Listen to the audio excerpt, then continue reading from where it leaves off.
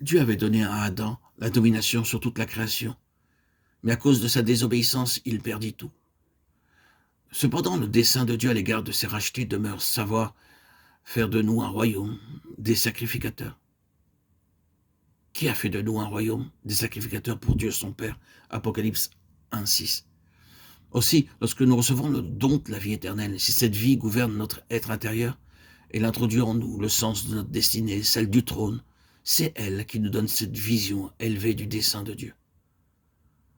Cependant, nous verrons que notre ascension au trône implique que nous vainquions.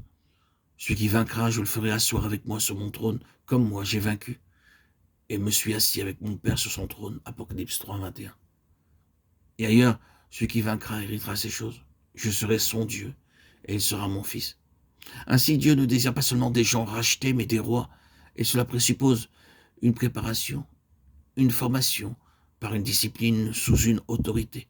L'héritage et le trône sont inséparables de la maturité spirituelle qui est l'état de fils. En tant que croyants, nous sommes également sacrificateurs. Dans l'Ancienne Alliance, la première chose que nous voyons concernant les sacrificateurs, c'est qu'ils offraient à Dieu les holocaustes, les sacrifices entièrement consumés par le feu sur l'autel. Compte tenu de ce double aspect, voyons maintenant quel est le dessein de Dieu en nous.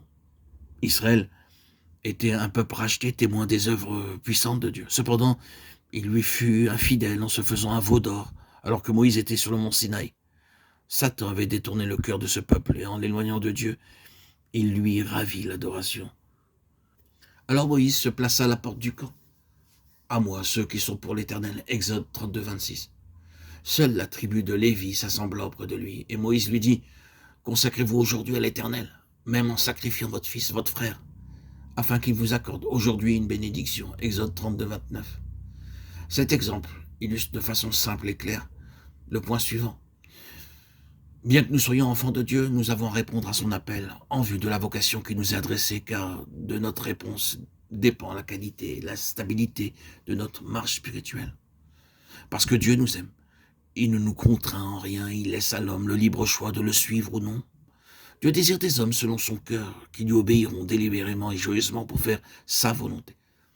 Aucune personne rachetée ne parviendra au trône sans avoir fait le don joyeux de sa vie à Dieu. Car Dieu aime celui qui se donne joyeusement.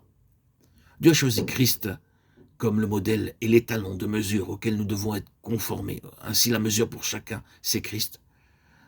C'est une mesure immense en vérité, rien de moins que celle de Dieu lui-même.